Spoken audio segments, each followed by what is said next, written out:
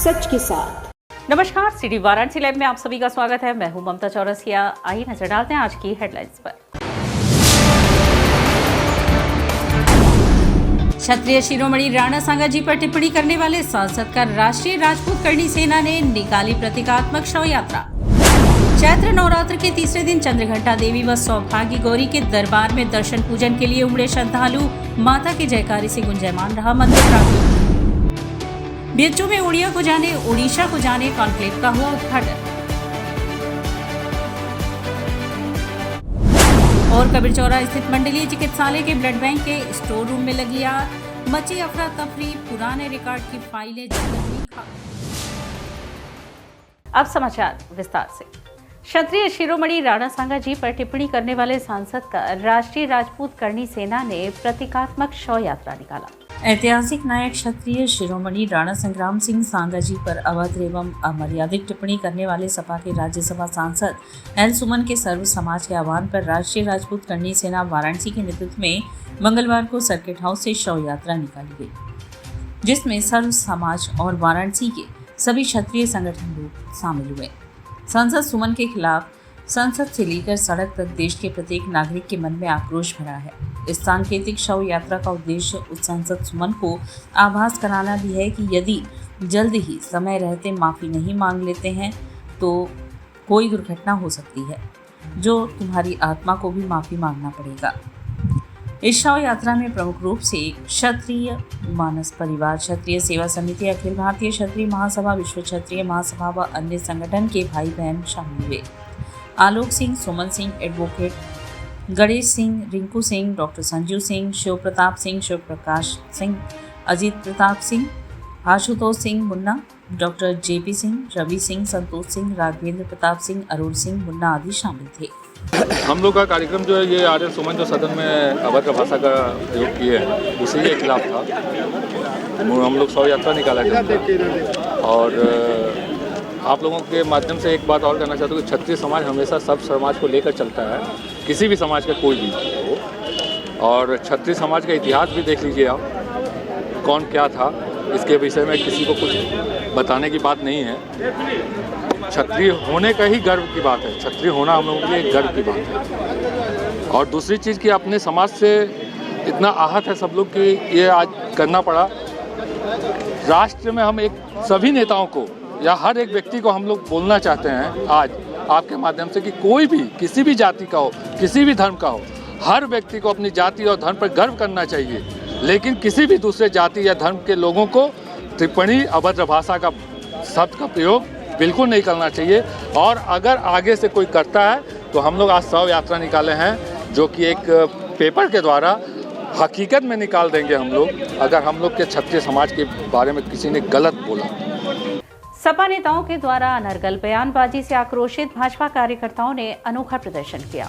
सनातन सभ्यता व संस्कृति के विरुद्ध लगातार सपा नेताओं के द्वारा अनर्गल बयानबाजी से आक्रोशित भाजपा कार्यकर्ताओं ने मंगलवार को पिछड़ा वर्ग मोर्चा के क्षेत्रीय उपाध्यक्ष अनूप जायसवाल के नेतृत्व में अर्दली बाजार के महावीर मंदिर के निकट स्थित वाराणसी के मानसिक चिकित्सालय पर सपा मुखिया अखिलेश यादव के प्रतीकात्मक पुतले को भर्ती करवाकर उनके मानसिक रोग का इलाज करवाने का प्रयास किया।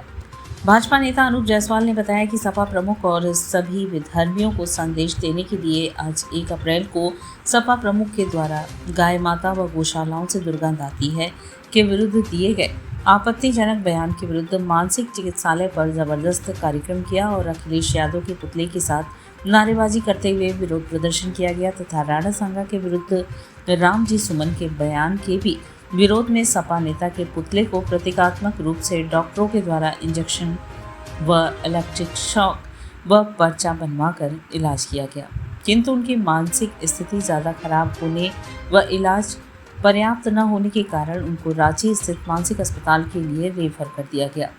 तो कार्यकर्ताओं ने उनका पुतला दहन वाराणसी में ही करने का निर्णय करते हुए विरोध स्वरूप पोस्टर पुतले का दहन किया।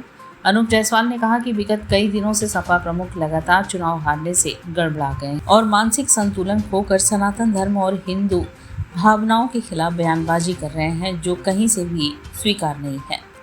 गौ माता से दुर्गंध की बात बोलकर वो यह साबित कर दिए कि वो आपा खो दिए हैं और अब मोदी विरोध करते करते सनातन सभ्यता को गाली दे रहे हैं।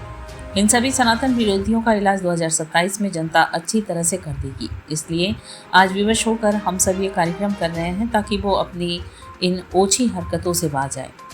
कार्यक्रम का नेतृत्व अनूप जायसवाल, संचालन विपुल पाठक व ओम प्रकाश यादव बाबू ने किया। धन्यवाद सोमनाथ विश्वकर्मा, आदित्य गोयनका ने किया। कार्यक्रम में मुख्य रूप से शंकर जायसवाल, अखिल वर्मा, सिद्धनाथ गौड़, अलगू, महेंद्र सिंह, झट्टू भैयो, आनंद गोस्वामी, प्रदीप जायसवाल, गोपाल जी आदि उपस्थित थे। आज हम सब ने वाराणसी के इस मानसिक चिकित्सालय पर अखिलेश यादव जी का पर्चा कटा करके उनका इलाज कराने का प्रयास किया, क्योंकि जिस तरह से उनकी लगातार बयानबाजी आ रही है, चाहे गौशाला के बारे में अखिलेश यादव, राणा सांगा जी के बारे में रामजी सुमन का बयान, पिछले दिनों रामायण के बारे में स्वामी प्रसाद मौर्य का बयान, तो ये सनातन धर्म विरोधी मानसिकता लगातार इनके पार्टी से बयानबाजी मुस्लिम वोटों के तुष्टीकरण के लिए आते हैं। तो हम अब बात पीडीए की करते हैं, 90% पशुपालक पीडीए से आते हैं, लेकिन उनको गौशाला से दुर्गंध आती है। तो ऐसे अखिलेश यादव जी को हम विरोध स्वरूप यहाँ उनका मानसिक चिकित्सालय में इलाज करा करके उनका स्वास्थ्य ठीक करने का प्रयास किए, लेकिन उनका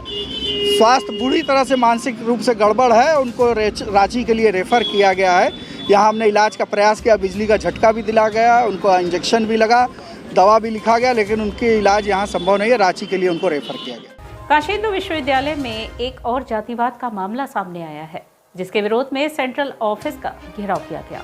काशी हिंदू विश्वविद्यालय में जातिवाद का मामला दिन पर दिन बढ़ता जा रहा है। इसी क्रम में 1 अप्रैल मंगलवार को सुबह 11 बजे बीएचयू कुलपति कार्यालय सेंट्रल ऑफिस का घेराव किया गया। बीएचयू के प्राचीन भारतीय इतिहास, संस्कृति एवं पुरातत्व विभाग में विश्वविद्यालय के नियम के अनुसार वरिष्ठता क्रम में विभागाध्यक्ष के रूप में प्रोफेसर महेश प्रसाद अहिरवार की नियुक्ति किए जानी थी, किंतु अनुसूचित जाति समुदाय का होने के कारण उन्हें विभागाध्यक्ष के पद पर नियुक्ति से वंचित कर दिया गया। प्रोफेसर अहिरवार के शिक्षक के रूप में 29 साल की सेवा और प्रोफेसर के पद पर 14 साल गुजारने के बावजूद उनके स्थान पर उनसे 2 साल जूनियर सवर्ण जाति के प्रोफेसर, जिसकी नियुक्ति अधर में लटकी है तथा विश्वविद्यालय की कार्यकारिणी द्वारा अभी तक अनुमोदन नहीं है, उसे विभागाध्यक्ष बनाने की सुनियोजित योजना बनाई गई है ताकि अनुसूचित जाति के प्रोफेसर को विभागाध्यक्ष बनने से रोका जा सके और एक ऊंची जाति के प्रोफेसर को अनुचित पद लाभ दिया जा सके। यह विश्वविद्यालय प्रशासन की घोर जातिवादी मानसिकता का परिचायक है। इस साजिश का पता चलने पर प्रोफेसर महेश प्रसाद अहिरवार ने जब अपनी लिखित आपत्ति दर्ज कराई तो कला संकाय प्रमुख को आगामी आदेश तक के लिए विभागाध्यक्ष के रूप में अवैधानिक नियुक्ति कर दिया गया, जो पूरी तरह से अवैधानिक है।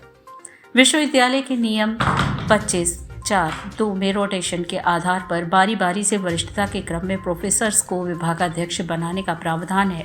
इसी तरह के अनियमितताओं के कारण पिछले 3 सालों में 400 से अधिक मुकदमे विश्वविद्यालय के खिलाफ हाई कोर्ट में दर्ज किए गए हैं, जिसमें विश्वविद्यालय प्रशासन मात्र 1 साल में ही जनता की गाड़ी कमाई का 1 करोड़ रुपए से अधिक खर्च कर रही है।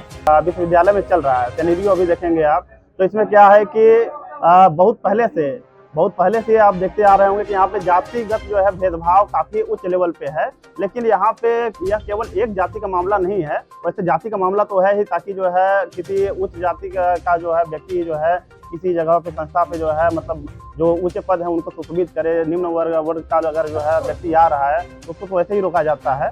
नियमों कानूनों को जो है छेड़छाड़ या ताक पे रख करके जो किया जाता है। जी जी,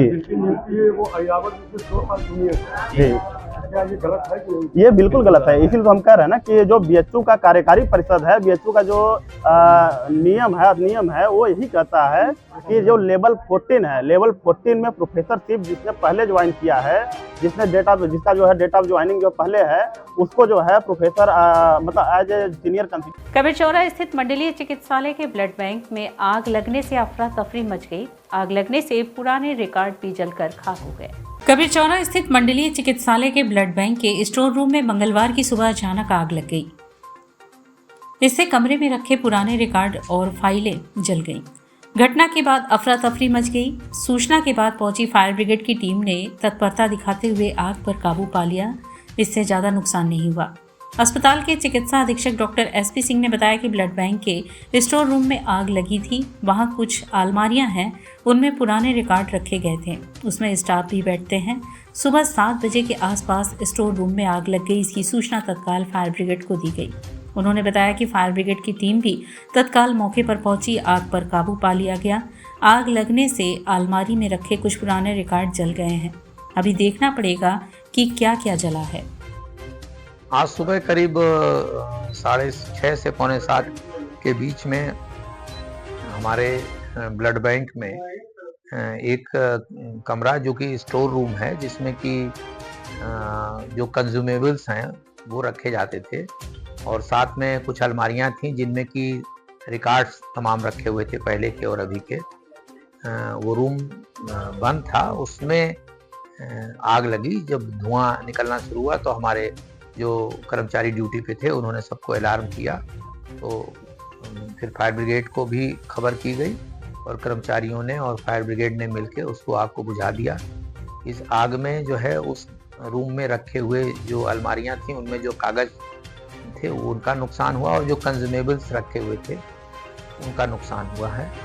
बाकी किसी कमरे में कुछ आग का प्रभाव नहीं रहा, और किसी भी तरह की किसी भी व्यक्ति को घायल होने का किसी की भी सूचना नहीं।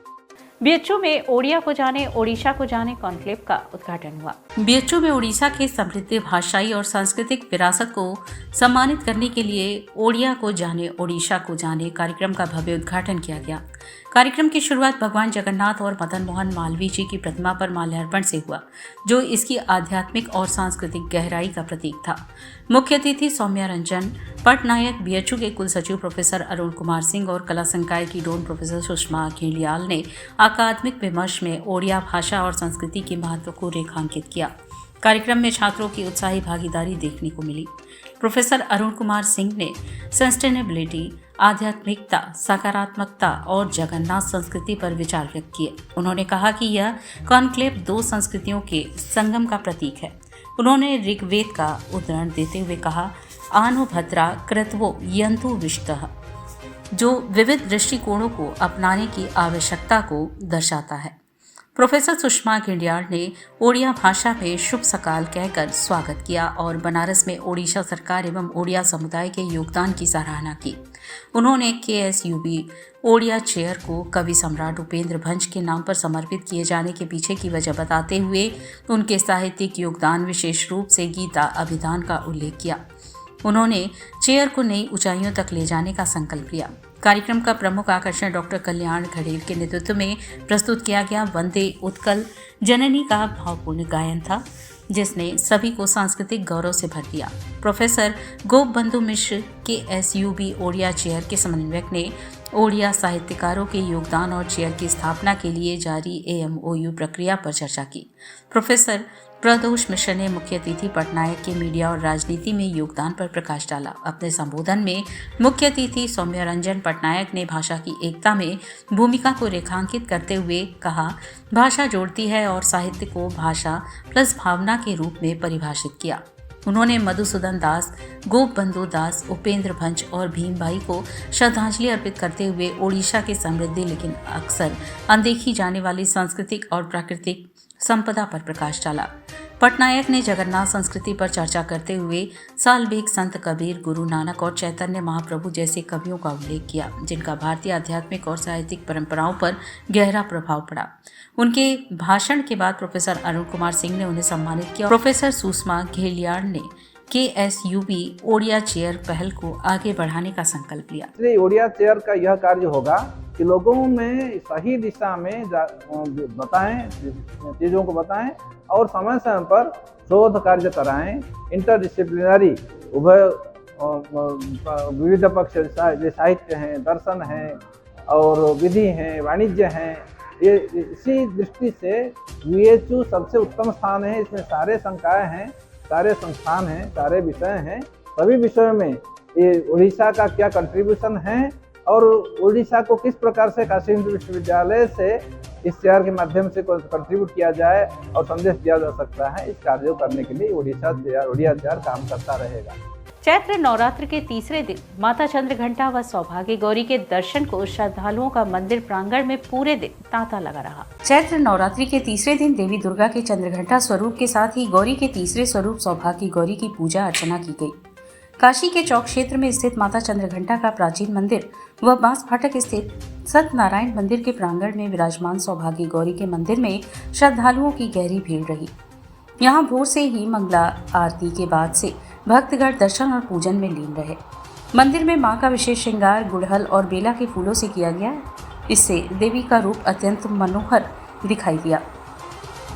भोर में 3 बजे से ही भक्तों की लंबी कतारें माता के दर्शन के लिए उमड़ पड़ी। जैसे ही सुबह की आरती और श्रृंगार के बाद मंदिर के पट खुले, पूरा क्षेत्र माता के जयकारे और हर हर महादेव के उद्घोष से गूंज उठा। भक्तों ने मां चंद्रघंटा के समक्ष श्रद्धा से शीश नवाया और अपनी मनोकामनाओं को पूरा करने की कामना की। मंदिर के पुजारी ने बताया कि मां चंद्रघंटा धन, ऐश्वर्य और शक्ति, मोक्ष की अधिष्ठात्री देवी मानी जाती हैं। देवी घंटे की ध्वनि से असुरों का संहार करती हैं। मान्यता है कि उनकी पूजा से भक्त को सांसारिक सुखों की प्राप्ति होती है और मृत्यु के पश्चात मोक्ष का मार्ग प्रशस्त होता है। देवी की कृपा से शत्रुओं का नाश होता है और भक्त आध्यात्मिक तथा आत्मिक शक्ति प्राप्त करते हैं। मां चंद्रघंटा की विशेषता यह है कि उनकी 10 भुजाओं में विभिन्न अस्त्र शस्त्र सुशोभित रहते हैं। उनके मस्तक पर घंटे के आकार का अर्धचंद्र विराजमान है, जिस कारण वे चंद्रघंटा कहलाती हैं। लिख पुराण के अनुसार काशी की रक्षा का दायित्व माता चंद्रघंटा का ही है। मान्यता है कि नवरात्रि में उनके दर्शन और पूजन मात्र से भय, बाधा और संकटों से मुक्ति मिलती है। श्रद्धालुओं ने पूरे भक्ति भाव से देवी की आराधना की और मंदिर परिसर में दिन भर उत्सव जैसा माहौल बना रहा। माता की कृपा प्राप्त करने के लिए भक्तजनों ने पूजा अर्चना कर आशीर्वाद मांगा। चित्रघंटा माँ है, नवरात्र में 30 दिन इनका विशेष दर्शन होता है। ये 9 देवी हैं, प्राचीन काल से 9 देवी हैं। ये आज के दिन विशेष दर्शन होता है। सुबह माँ को दूध दही से स्नान करा के फिर मंदिर 4 बजे खुल जाता है। सारा दिन दर्शन होता है, भक्तों के लिए खुला रहता है माँ का पाठ। और यहाँ वक्त उछला है एक छोटे से ब्रेक का। मिलते हैं ब्रेक के बाद। वाराणसी लाइव, सच के साथ। स्वामी हरसिवानंद पब्लिक स्कूल छात्र छात्राओं हेतु वातानुकूलित छात्रावास की सुविधा, हर युक्त खेल का मैदान, इंडोर गेम, आउटडोर गेम की सुविधा, जिम, योगा, ध्यान की विशेष कक्षा, एनसीसी, एबीसी सर्टिफिकेट तथा करियर काउंसलिंग की सुविधा, विज्ञान, कला तथा कॉमर्स के साथ वैकल्पिक विषयों की एक लंबी श्रृंखला, कम फीस में उत्कृष्टतम अध्ययन की व्यवस्था, शहर के सभी क्षेत्रों में बस की सुविधा, विज्ञान, कंप्यूटर तथा सभी आधुनिकतम प्रयोगशाला उपलब्ध, audio video classes. Swami Harsivanand public school and hostel, शिक्षण समूह, शाखाएं Garhwa Ghat, Ramna, Varanasi. Phone number 9554995413, Jagatganj Varanasi. Phone number 7408457111, Vanpurwa, Ramna, Varanasi. Phone number 9554955412, railway station road, Churk, Sonbhadra. Phone number 7081109710, Marsara, Ghorawal, Sonbhadra. Phone number 954963199495 एवं स्वामी हरसिवानंद महाविद्यालय, Churk, Sonbhadra. Phone number 7081109711।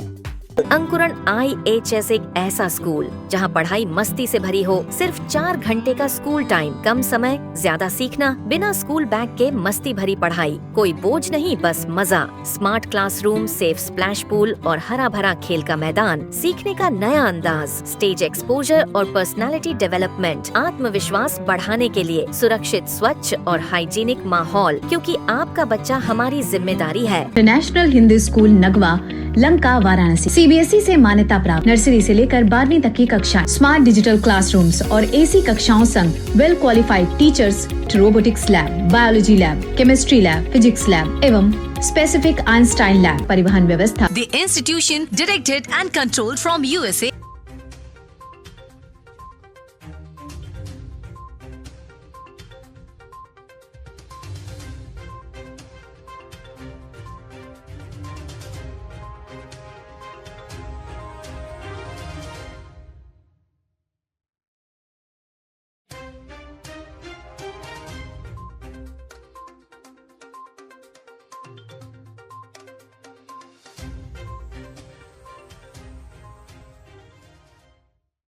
A bright future starts with the right education.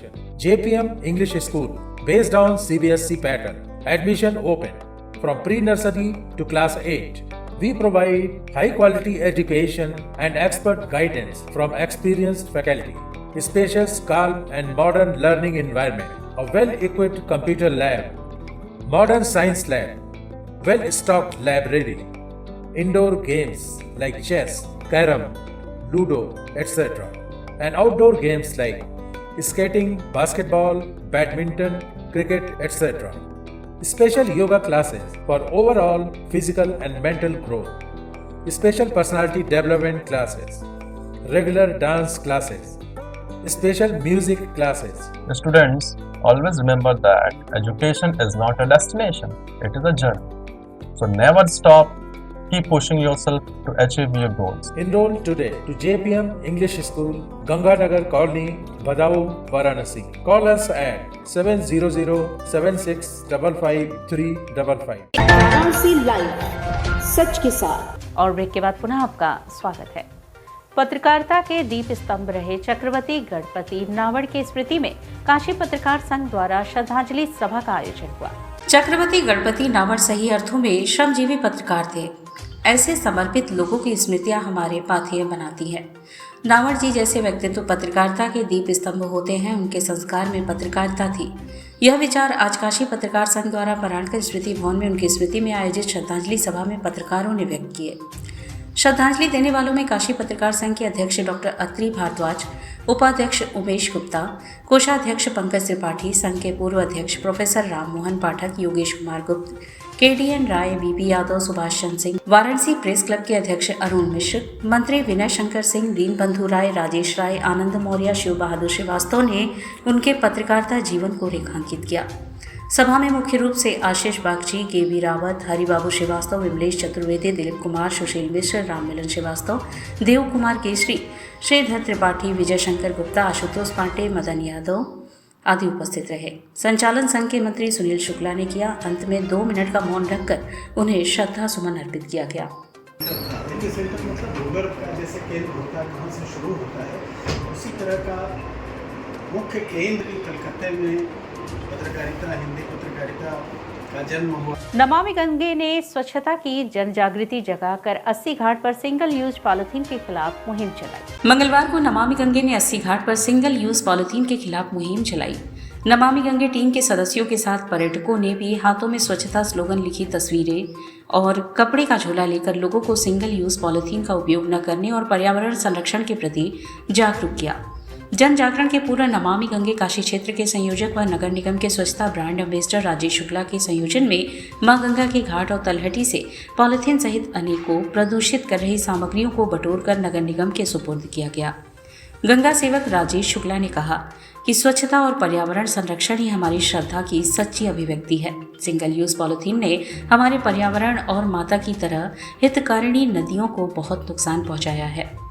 आयोजन में प्रमुख रूप से नमामि गंगे काशी क्षेत्र के संयोजक व नगर निगम के स्वच्छता ब्रांड एम्बेसडर राजेश शुक्ला, रामनारायण सेवा संस्थान काशी से ओमकार महादेव, प्रीति कुमारी, अभिषेक चटर्जी आदि शामिल रहे। जनता जनार्दन के साथ स्वच्छता की अलग जगाई है और यह अलग ऐसी है कि हमें पॉलिथीन का इस्तेमाल नहीं करना चाहिए, गंगा में कपड़ों का विसर्जन नहीं करना चाहिए, गंगा में अन्न निर्माल्य जो हम कई कई दिनों तक घर में सहेजे रखते हैं और एक दिन लाकर पॉलिथीन और झोले में भरकर गंगा में समर्पित कर देते हैं, उसका विसर्जन नहीं होना चाहिए। और आज इस 80 घाट पर हमने जनता को यह संदेश देने का प्रयास किया है कि गंगा हमारी है, गंगा के घाट हमारे हैं। श्री काशी अग्रवाल समाज के सभापति संतोष कुमार अग्रवाल एवं प्रधानमंत्री डॉक्टर रचना अग्रवाल निर्वाचित हुए। श्री काशी अग्रवाल समाज के त्रिवर्ष चुनाव सत्र 2025 से 28 के चुनाव में पीली पर्ची ने जीत का परचम लहराया। रविवार को अग्रवाल समाज में कुल पंजीकृत 7,838 सदस्यों में से 4,548 सदस्यों ने कुल 55 पदों के लिए चुनाव मैदान में खड़े 111 प्रत्याशियों के लिए मतदान किया था।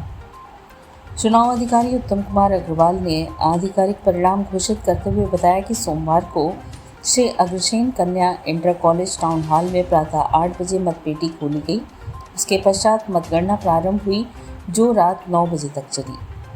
पीली पर्ची के संतोष कुमार अग्रवाल हरे कृष्णा 2701 मत पाकर अपने निकटतम प्रतिद्वंदी सफ़ेद पर्ची के अशोक अग्रवाल नाटी इमली को 1032 मतों से हराकर सभापति पद पर दूसरी बार निर्वाचित हुए। उपसभापति के 5 पदों पर पीली पर्ची से नीरज अग्रवाल, दीपक अग्रवाल, लायन शशि बालासा, आरसी जैन एवं सफ़ेद पर्ची से बल्लभ दास अग्रवाल, चंपालाल विजेता रहे। वहीं प्रधानमंत्री पद पर समाज के इतिहास में पहली बार महिला प्रत्याशी पीली पर्ची से डॉक्टर रचना अग्रवाल निर्वाचित हुई। उन्होंने पिछले 2 वर्षों से समाज के प्रधानमंत्री पद पर काबिज रहे सफेद पर्ची के संतोष कुमार कर्णघंटा को 532 मतों से हराया। अर्थ मंत्री पद पर पीली पर्ची से गौरव अग्रवाल, सीए एवं सहायक अर्थ मंत्री पर सफेद पर्ची के विष्णु अग्रवाल सीए ने जीत हासिल की। समाज के शिक्षण संस्थाओं में श्री अग्रसेन कन्या महाविद्यालय डिग्री कॉलेज के प्रबंधक पद पर पीली पर्ची के डॉक्टर मधु अग्रवाल प्रबंधक पद एवं डॉक्टर रूबी शाह ने लगातार दूसरी बार जीत हासिल की। श्री अग्रसेन कन्या इंटर कॉलेज के प्रबंधक पद पर सफेद पर्ची से गरिमा टकसाली ने डॉक्टर रितु गर्ग को हराकर विजयी हुई। सहायक प्रबंधक पद पर सफेद पर्ची से पवन मित्तल विजयी रहे। श्री अग्रसेन महाजनी महाविद्यालय के प्रबंधक मंत्री पद पर सफेद पर्ची से पंकज अग्रवाल, LIC एवं सहायक मंत्री दिनेश कुमार अग्रवाल डोरीवाले ने लगातार दूसरी बार जीत हासिल की। मंत्री समाज पर सफेद पर्ची से राजकिशोर अग्रवाल धर्मशाला मंत्री पद पर सफेद पर्ची के गिरधर दास अग्रवाल चंपालाल सहायक धर्मशाला, अरुण कुमार अग्रवाल एवं भंडार विभाग के मंत्री पद पर पीली पर्ची से मनीष कृष्ण गुप्ता तथा सहायक मंत्री भंडार पर दिव्य विभा बंसल विजेता रहे। मंत्री समाज सेवा पर पीली पर्ची से ब्रिज कमल दास अग्रवाल एवं सहायक मंत्री समाज सेवा पर अर्चना अग्रवाल ने जीत हासिल की। वहीं कार्यकारिणी के 33 पदों पर गोविंद अग्रवाल बाबी, शालिनी शाह, अरविंद जैन, मोहन अग्रवाल, संदीप अग्रवाल, प्रीति अग्रवाल, दीपक अग्रवाल किसान माचिस, दीपक अग्रवाल शिवाला, अनिल कुमार बंसल, कृष्ण मोहन अग्रवाल बच्चा भैया, मधु अग्रवाल, देवांग अग्रवाल, अमित अग्रवाल बाबी, अतुल गोपाल, अमिता अग्रवाल, भूपेंद्र अग्रवाल, उषा अग्रवाल, आलोक शाह, मोहन अग्रवाल छातातले, देव प्रमोद अग्रवाल, हरीश अग्रवाल, हेमंत अग्रवाल, चंद्रमोहन अग्रवाल, शरद अग्रवाल, नीरज अग्रवाल, अरुण कुमार अग्रवाल, ममता अग्रवाल, अमृता अग्रवाल, ब्रजेश अग्रवाल, ऋषि देव अग्रवाल, पवन कुमार अग्रवाल, चैतन्य सिंह, अनिल अग्रवाल, अमृत अग्रवाल ने जीत हासिल की। ढोल नगाड़ों के बीच विजयी प्रत्याशियों ने जीत का जश्न मनाया। समस्त विजेता प्रत्याशियों को चुनाव अधिकारी उत्तम कुमार अग्रवाल ने बधाइयां दी। श्री राम साम्राज्य पट्टाभिषेक महोत्सव में श्री रामचरण पादुका का पट्टाभिषेक हुआ। मानसरोवर तीर्थ स्थित श्री राम तारक आंध्रा आश्रम में मनाए जा रहे श्री राम साम्राज्य पट्टाभिषेक महोत्सव की यज्ञशाला में मंगलवार को श्री राम प्रभु के चरण पादुका का राजाभिषेक किया गया। वाल्मीकि रामायण के अयोध्या कांड से भरत मनन का प्रसंग उठाते हुए आचार्यों ने आज की समस्त पूजाएं, यज्ञ, हवन आदि अनुष्ठान पर रामायण पारायण के सारे पुण्य फल भाई भरत के साधु चरित्र को अर्पण किए। प्रसंग की कथा के अनुसार वन गमन के लिए निकले श्री राम प्रभु को मनाने के लिए भाई भरत समस्त अयोध्या वासियों को साथ लिए वन पहुंचे हैं। बार बार विनय पूर्वक अयोध्या लौट चलने के भरत की प्रार्थना के सामने श्री राम प्रभु जब धर्म का प्रश्न चिन्ह खड़ा कर देते हैं तो भरत निरुत्तर हो जाते हैं। विकल्प के रूप में वो श्री राम के चरण पादुका का ही पट्टाभिषेक कर उसे साथ ले जाते हैं और अयोध्या के सिंहासन पर रखकर स्वयं नंदीग्राम में तपस्या करने लग जाते हैं।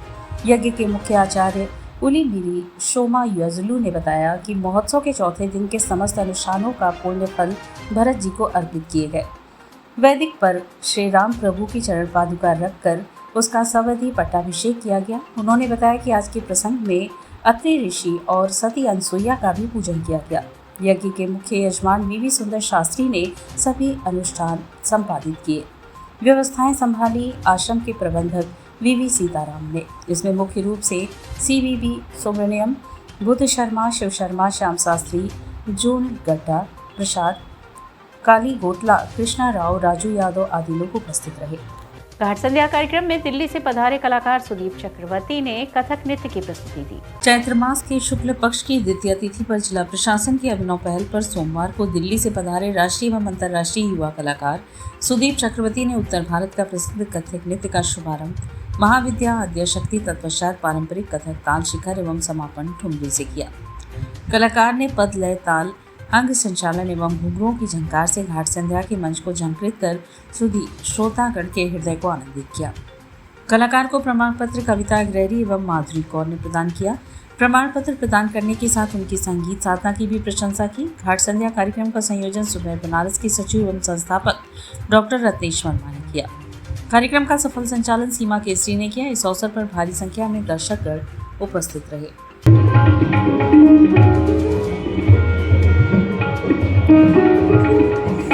नदिया मेरी भाई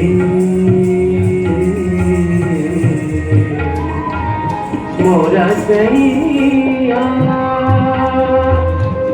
बुलाए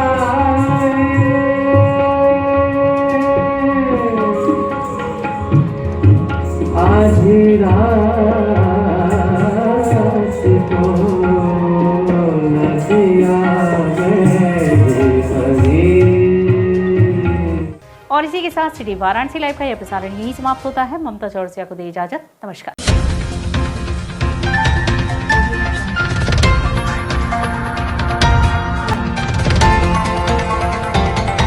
वाराणसी लाइव, सच के साथ।